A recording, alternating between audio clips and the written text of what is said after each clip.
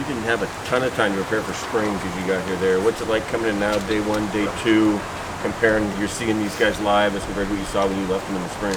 Right, having a little more than 10 days is very beneficial, right?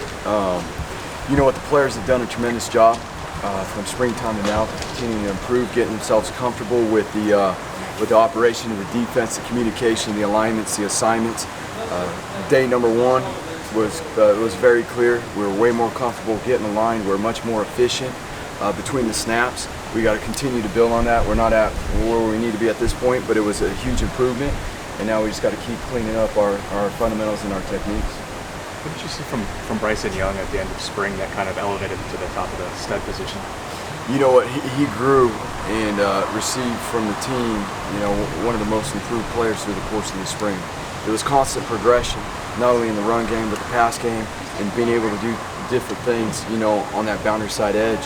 So he is a very consistent player, and you could probably attribute that to the way he prepares, you know, and is spending the extra time up in the classroom. Physically, is he kind of the perfect fit for that kind of spot, though, at 6'5", 250? Yeah, that's the type of body, the length we're looking for, the size, and the mobility. And that's the other part I guess I should mention, too. His mobility, his ability to open and close his hips and change the direction, drastically improved in the springtime. Was Ferrone nicked up today? Didn't see him out there. Yeah, he ran around a little bit, but, you know, we're not going to discuss injuries and whatnot. I spoke to Coach Martin not too long ago from Mesa, and I know you guys coached together at Nebraska Kearney. Yes. What influence, or what do you remember about that time, and what influence did he or that time at Kearney have on your career? You know, Coach Martin's a hell of a coach, obviously, and what he's done. And, you know, it's kind of funny because a lot of things that are popping up, becoming mainstream in college football now, Coach Martin was doing back in the day at Nebraska Kearney. So he's a very smart, innovative coach. What can Troy do having him back here, and even though it's just first year in your defense, seems like a guy who probably picks it up as quick as anyone. Yes. In the summer, then working with guys, is like, what's kind of Troy done these last few months to maybe help you get these guys to learn what you want him to do? No question. Not only has Troy elevated himself with his process and how he's preparing and growing with football within the defense, but bringing guys along with him. And we got to continue to do that. Troy's a fast learner. He gets football. This makes sense to him, right? And so the more guys he could bring along, the better he gets at leading on the field and communicating. That just takes snaps and getting comfortable with the new defense, right? And he's done a tremendous job from where we're at in the spring to where we're at now. What did you lead with Thibodeau and DJ switching spots from spring ball? They didn't necessarily switch spots. Okay. We're using guys at different spots, and that's what the fall camp's for too, is that, you know, making sure that we can create depth. Through camp, you're going to see players play in different positions. This is a long season. We got a lot of guys on the roster, and what we got to do is create dependable depth. Dependable depth is guys that can execute their fundamentals and techniques, you know, play after play. Troy said it was easier to kind of build a relationship with you from scratch because you guys are both IU guys from Corona. What was that relationship like, being able to build it because of those things off the field? You know what? Just being familiar with who he is, watching him play high school football, it's ironic. Him and the high school he went to, Norco, is the high school that my wife went to. So I went to the rival high school in Corona, and so naturally there was a little bit of trash talking that's always been going on through that. But you know what? Just having respect for him and his family, his brothers. You know, obviously one that's on this team, one that's played college football elsewhere, and just really respecting the family and admiring from far, and now getting to work with those guys it's awesome, especially you know, having the close relationship with Troy. You know you're going to have KT and Gus both contributing.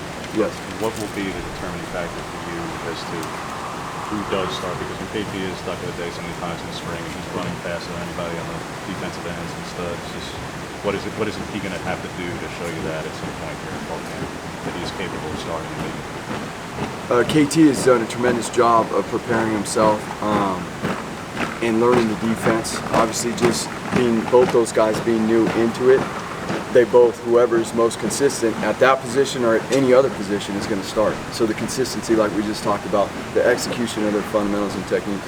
Coach, Austin and Jordan talked yesterday about being excited of probably having more opportunities to get in the backfield in your scheme. How do you think they fit in? They're both fast twitch.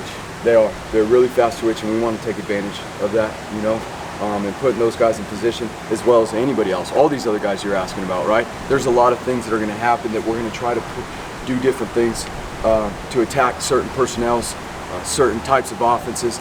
and use the personnel we have to put them in the best situations like we're talking about. So as far as the age difference, personality between Coach Levitt and you, I mean, a lot of the guys yesterday, especially on your linebacker board, talked about the fact that you guys are a little bit closer in age, the players, to you. How do you think that helped build rapport with guys as a new coach, Right. especially considering their last linebacker coach, Coach Dennison, was also a young guy? Yeah, no question. You know what? At the end of the day, regardless, football is a game. It is a game that we're all working together at, and it takes building trust, right? You got to get to know people to trust people. And for me, that's one of the biggest reasons why we do what we do. And regardless of my age, as I continue to get older, I know I got this baby face, but wow, I feel like I'm getting old. I'm coming up on 40 quick, So I don't, for me, it's always just about connecting and finding out who people are.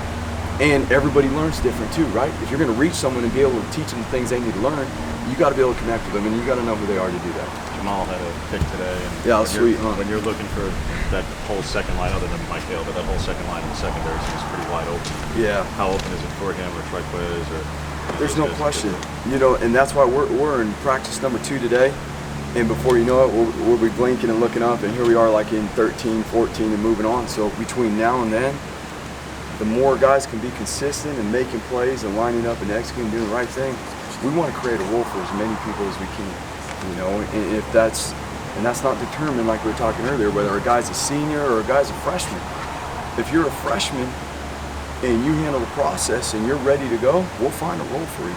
Mace was listed as an inside linebackers recruit, but I know he put on some weight because of an injury senior year. When was the determination made that he was going to be an outside guy, and how kind of exciting is that? And this is a really hell of a recruit, so No that you question. get to work with him in that capacity. So here, Mace played a very similar position at Mater Dei to the outside linebacker position here. It's a natural fit for him. But being important and putting guys in place that fit them, we felt like Mace would be able to jump in and contribute to this defense, to this team a lot quicker in a position he was more familiar with.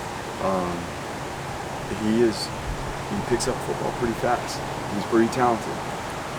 He allows us to be multiple. In the future, not to say he wouldn't be able to move around and do different things, A lot of people have talked about just sheer size of the freshman defensive line. Yeah. What have you seen from that group? Just that makes you excited about Impressive. potential. Very excited because they are impressive. They're impressive when they walk up on you, and they're impressive when you see them on the field. Now it's what we do with them. It's how hard they work, how hard they prepare, how diligent we are with our time with those guys, and that's a focus, because this is college football. You got to have depth up front, right?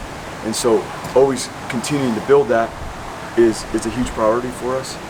But we're very excited not only about the freshman D-line, but really in general that class and what they've done so far in their short time here.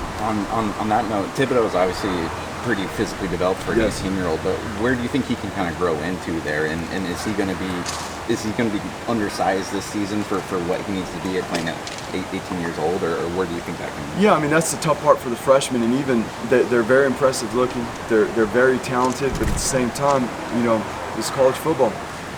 And especially in the trenches, you got offensive linemen, tight ends that, 3 years into a college program, they're pretty well developed. So you do have to keep that in mind with the young guys and, how many reps they get so they don't get worn out in their young careers. You guys had studs at Boise State defensively, but I mean, is it just different here at Oregon, especially with guys like Kayvon that come in? Maybe at Boise they needed a couple years to mature into themselves physically. You got guys that, for the most part, some of them are physically ready at this point. Is that at all different, just in terms of dealing with freshmen here compared to there? I think we got definitely. We're very fortunate here to have guys that are physically pretty close to being ready to play. Now it's between the ears what they do with that physical ability, right? And making sure that they're getting put in the right positions where they can succeed. Because here's the biggest thing for all this, right? If a freshman plays, we want them to have a positive experience to start. We want their careers to start to do this. We don't want a freshman to go in there and trend this way, right? So a lot of things go into that. It's the maturity off the field. There's a lot more responsibility. They're not living at home with mom and dad anymore, or whoever, right? There's not a bell that rings that tells them to go from one class to the next now. There's a whole lot outside of this thing that goes into this deal too that plays besides what's going on the field. With that, then how much does school not starting until October 1st help you get them at least comfortable here before you throw everything at them? Let me answer that in a month and a half or in 2 months, because this is my first go around with that one. Kind of excited about that.